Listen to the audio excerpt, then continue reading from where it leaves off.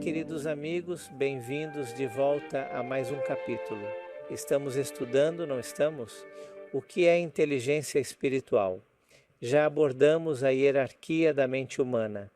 Já vimos sobre a razão, sobre a consciência e sobre o tema da contemplação. Portanto, neste capítulo deste curso de treinamento de liderança, entraremos agora diretamente no assunto da adoração. No capítulo anterior, eu estava dizendo que o Dr. Jasper afirmou que aquilo a que você se apega, aquilo em que se baseia para existir, torna-se o seu Deus. Há outro pesquisador, Richard Creel, que diz que o Deus de uma pessoa é aquilo que domina a sua vida, aquilo que lhe dá unidade, aquilo que dá direção e inspiração à sua vida. Quer a pessoa se dê conta disso, ou às vezes não se dê conta disso. E eu lhe faço uma pergunta como líder. Quem ou o que você está adorando? Deus é realmente o objeto supremo de sua adoração? Deus ocupa o primeiro lugar em sua vida? Por meio da contemplação somos transformados. O cristianismo nos ensina a não nos concentrarmos em nós mesmos, mas em Jesus Cristo. Portanto, é importante qual é o nosso objeto de adoração? É claro que sim. O Senhor nos diz, adorai-me, porque toda vez que adoramos a Deus, toda vez que lemos sua palavra, toda vez que estudamos a Bíblia, toda vez que louvamos a Deus por meio de cânticos, de hinos, um processo de transformação ocorre em nós. É claro que chamamos isso de estamos nos consagrando. Bem, nós nos consagramos às coisas que idealizamos. Na psiquiatria, há um termo que significa aprendizado por observação, modelagem ou modelação. Nós nos tornamos como aquilo que admiramos. Portanto, se você e eu dedicarmos tempo à nossa adoração pessoal, obviamente nos assemelharemos ao nosso Deus, ao nosso Deus, ao nosso Deus. Nosso Deus, Jesus Cristo em seu caráter, certo? Porque o que mais desejamos é ter o seu caráter. O que a Bíblia nos diz? Tenho minha Bíblia aqui, convido-o a abrir a sua também. 2 Coríntios capítulo 3, versículo 18. 2 Coríntios capítulo 3, versículo 18. E minha Bíblia diz o seguinte, não é? Ela diz, portanto, todos nós com o rosto descoberto, contemplando como por espelho a glória do Senhor, somos transformados de glória em glória na mesma imagem como pelo Espírito do Senhor. Que maravilha! Há uma transformação quando adoramos a Deus. É por isso que as pessoas com alta inteligência espiritual são corretas, elas têm consciência, certo? Ou temos a razão, temos a consciência nessa hierarquia da mente, mas a adoração modula essas duas coisas e nos ajuda a ser capazes de adorar a Deus. E é claro, nos ajuda a tomar boas decisões. Então, qual é a importância? Você sabia que, por exemplo, há outros lugares no mundo onde as pessoas adoram ratos, onde adoram sapos, por exemplo? Que incrível, porque há um templo de ratos. E eu imagino essas pessoas, já as vi na televisão, em documentários, o templo está cheio de ratos, eles os alimentam. E a maior aspiração que uma pessoa tem é que na reencarnação, em outra vida, ela se torne um rato. A verdade é que o que mais desejamos é que nosso caráter seja mais parecido com o caráter de nosso Senhor Jesus Cristo.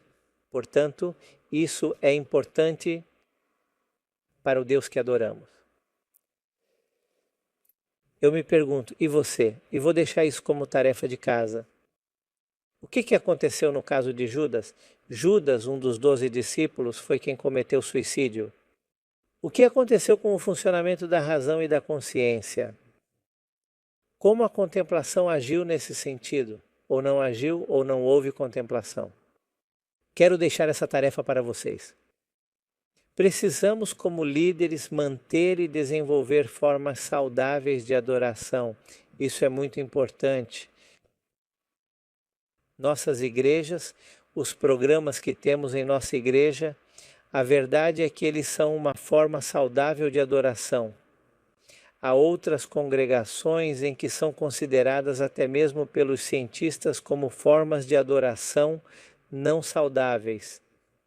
Esse não é o assunto agora, mas devemos nos esforçar, não é mesmo? Que nossa adoração inspire os irmãos da igreja, as igrejas, em louvores a Deus, no estudo da palavra, na adoração corporativa. Poderíamos apresentar um estudo inteiro relacionado a isso, não é mesmo? Mas é importante. Agora entramos em outro aspecto. Há outro aspecto que é a vontade. A vontade foi projetada por Deus. Ele funciona sob a direção da razão e da consciência, a vontade. Ela é o centro de ação da mente.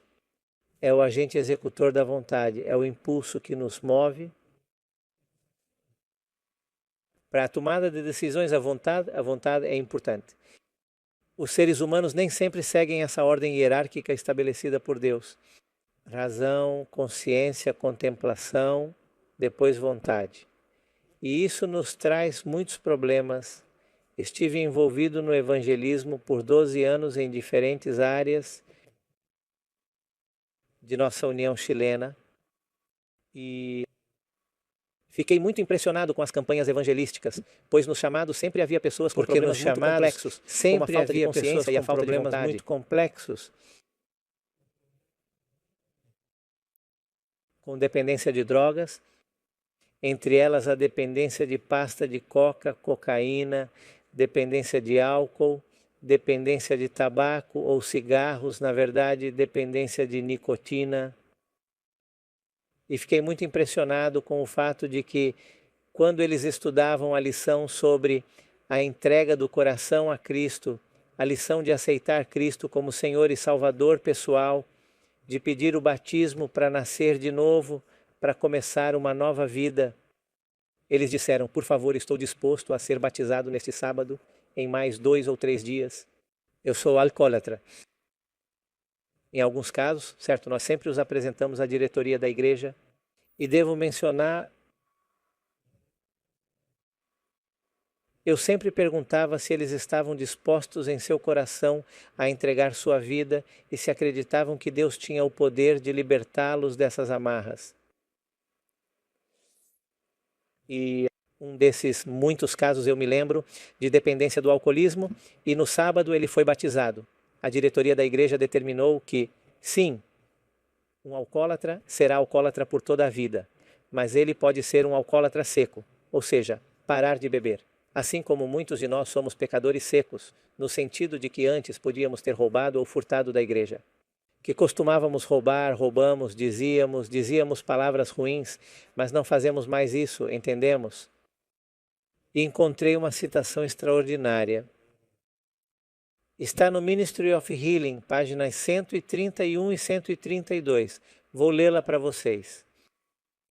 A citação diz: pelo uso adequado da vontade, ele mudará completamente o comportamento. O que os psiquiatras, psicólogos e pessoas da ciência comportamental mais desejam é mudar o comportamento das pessoas. E veja a citação de Ellen White. O uso adequado da vontade mudará completamente o comportamento. Ao submetermos nossa vontade a Cristo, nós nos aliamos ao poder divino. Recebemos força do alto para permanecermos firmes. Uma vida pura e nobre de vitória sobre nossos apetites e paixões é possível para todos os que se unem a Cristo. Para todo aquele que se une, sua vontade fraca e vacilante à vontade onipotente e imutável de Deus. Há algo impossível para Deus? Nada é impossível para Deus? O que os produtos farmacêuticos às vezes não conseguem fazer, o que as terapias não podem fazer, Deus pode fazer. Quando há uma pessoa que une a vontade fraca e vacilante da onipotente e imutável vontade de Deus. Caros líderes, não precisamos apenas saber disso, precisamos também trabalhar isso com aqueles que lideramos. Nós lideramos, pois a igreja existe porque precisa cumprir uma missão, e essa missão, certo, é pregar o Evangelho. Vamos chegar até aqui em nossa hierarquia mental No próximo capítulo, estudaremos as construções de pensamento, as emoções e a vulnerabilidade genética, que infelizmente poderíamos resumir em um único conceito, que é o egoísmo. Então, nos vemos em outro capítulo deste curso de treinamento de liderança.